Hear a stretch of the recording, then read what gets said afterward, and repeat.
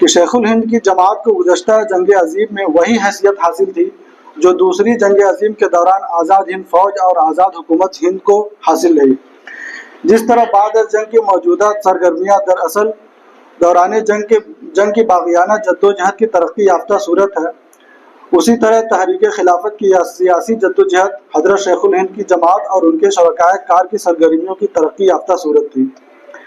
اگر آزاد ہند کے کارناموں کا سہرا سبھاش چندر بوس کے سر ہے تو پہلی جنگ عظیم کے بعد کی سرگرمیوں کا مرکز حضرت شیخ الہند تھے۔ پہلی جنگ عظیم میں خلافت عثمانیہ کی شکست کے بعد ہندوستان میں تحریک خلافت بڑے زور و شور سے شروع ہوئی۔ یہ در حقیقت ملک کی آزادی کے لیے عظیم پیمانے پر ایک منظم کوشش کا آغاز تھا، جس کے سامنے انڈین نیشنل کانگریس کی ملک گیر سیاست مان پڑ گئی تھی۔ گاندھی جی نے اس وقت اپنے غیر معمولی سیاسی تدبر اور دور بینی کا ثبوت دیا۔ انہوں نے موقع کے سنگین حالات کی نزاکت کا احساس کر کے انڈین نیشنل کانگریس کو خلافت کمیٹی کے ساتھ مربوط کر دیا، جس کے نتیجے میں ہندوستان کی قومی تحریک میں اتنی توانائی اور زور پیدا ہو گیا کہ انگریز حکمرانوں کو ہندوستان کا سنبھالنا مشکل ہو گیا۔ اس مربوط اور متحدہ جدوجہد کا یہ اثر ہوا کہ ہندوستان نے بڑی تیز رفتاری کے ساتھ آزادی کی منزلیں طے کر لی اور صرف 27 سال کی مدت میں ملک آزاد ہو گیا۔ آزادی ہند کی تاریخ میں اس اہم موڑ کو نظر انداز کر دینا قرین انصاف نہیں ہے۔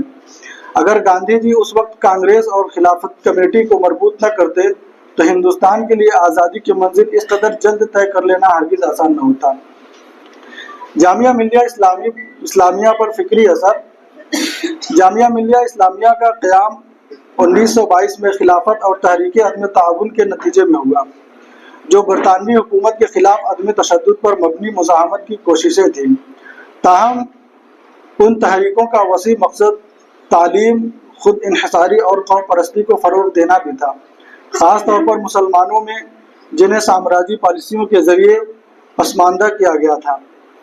حضرت شیخ الہند نے تحریک خلافت میں برطانوی حکومت کے خلاف ترک موالات کا فتویٰ دیا، جس سے ملک میں زبردست ہیجان پیدا ہو گیا، حتیٰ کہ مسلم یونیورسٹی علی گڑھ تک کو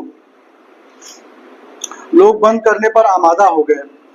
اس زمانے میں حضرت شیخ الہند سخت علیل تھے، لیکن اسی حالت میں آپ علی گڑھ تشریف لے گئے اور جامعہ ملیہ اسلامیہ، جو بعد میں دہلی میں منتقل ہو گئی، کا افتتاح 29 اکتوبر 1920 کو علی گڑھ کی جامع مسجد میں کیا۔ اس موقع پر آپ نے جو اہم سیاسی خطبہ دیا تھا وہ ہندوستان کی سیاسی تاریخ میں ہمیشہ یادگار رہے گا۔ مولانا محمود حسن کا جامعہ کے قیام پر گہرا اثر تھا، جس کی اہمیت کو نظر انداز نہیں کیا جا سکتا۔ انہوں نے جامعہ کے قیام کے لیے فکری اثر، رہنمائی اور تحریک فراہم کی۔ ان کا ماننا تھا کہ اسلامی اقدار اور جدید تعلیم کا امتزاج جامعہ کی بنیادی خصوصیت ہونا چاہیے۔ وہ تعلیم کو نہ صرف ذاتی روشن خیالی کا ذریعہ بلکہ قومی بیداری کا بھی ایک اہم وسیلہ سمجھتے تھے۔ گرچہ مولانا حسن نے جامعہ ملیہ اسلامیہ میں کوئی باضابطہ عہدہ نہیں سنبھالا، ان کا اثر ان کے شاگردوں اور ساتھیوں کے ذریعے محسوس کیا گیا جو جامعہ کے قیام میں براہ راست شامل ہیں، جیسے کہ مولانا محمد علی جوہر، حکیم اجمل خان اور ڈاکٹر مختار احمد انصاری۔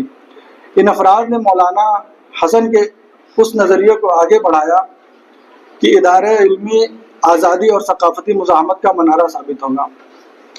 مولانا محمود حسن کا تعلیمی فلسفہ ایسے افراد تیار کرنے کے تصور پر مبنی تھا جو خود انحصار، اخلاقی طور پر مضبوط اور قوم کے ساتھ وابستہ ہوں۔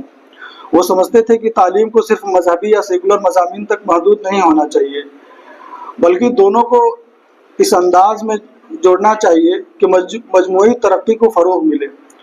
ان کے تعلیمی نظریات جامعہ کے نصاب میں جھلکتے ہیں، جو سائنس، ریاضی اور سماجی علوم جیسے جدید مضامین اور اسلامی علوم کے درمیان توازن پیدا کرنے کی کوشش کرتا ہے۔ یہ ایک انقلابی تصور ہے، خاص طور پر اس وقت جب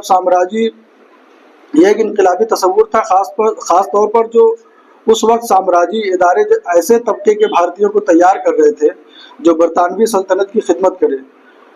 اس کے برعکس مولانا حسن ایسے رہنما تیار کرنا چاہتے تھے جو بھارت کی خدمت کرے۔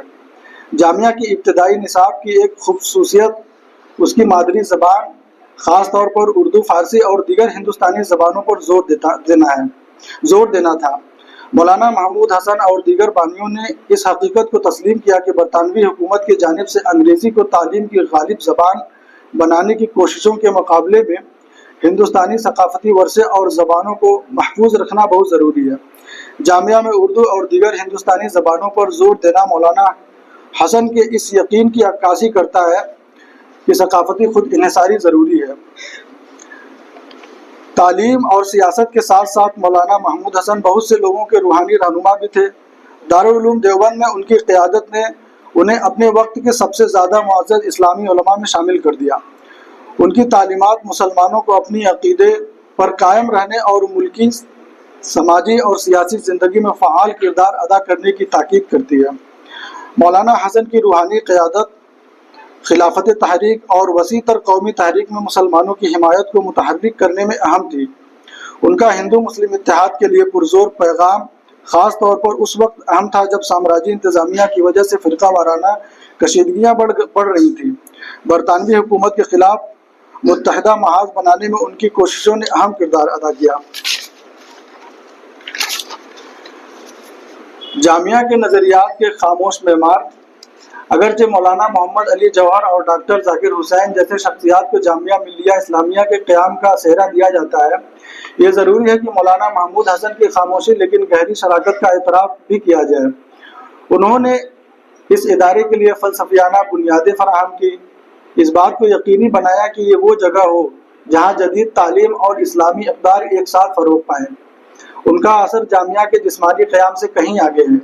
انہوں نے یونیورسٹی کے جذبے اور اخلاقیات کی تشکیل کی، تعلیم کو سامراجی نظام کے خلاف مزاحمت کا ذریعہ اور قومی خود ارادیت کی راہ بنانے کا خیال مولانا حسن کی سوچ کا بنیادی حصہ تھا۔ جامعہ ملیہ اسلامیہ ان نظریات کی مجسم صورت بن گئی جو سامراجی تعلیم کے نظام کا متبادل پیش کرتی ہے، جو وفادار مضامین کے بجائے آزاد مفکر تیار کرنا چاہتی ہے۔ مولانا محمود حسن 1920 میں وفات پا گئے، اسی سال جب جامعہ ملیہ اسلامیہ کی بنیاد رکھی گئی۔ تاہم ان کی میراث جامعہ میں اور وسیع تر آزادی ہند کی تحریک میں زندہ ہے۔ ان کی ہندوستان کی فکری اور روحانی زندگی میں شاندار خدمات ہیں اور تعلیمی اور سیاسی میدان میں ان کا اثر بہت وسیع ہے۔ جامعہ آج قومی فخر اور خود انحصاری کی علامت کے طور پر قائم ہے اور اپنے بانیوں بشمول مولانا محمود حسن جیسے خاموش لیکن مستحکم قوت کی نظریات کی عکاسی کرتی ہے۔ ان کا یقین ہے کہ تعلیم ہو گیا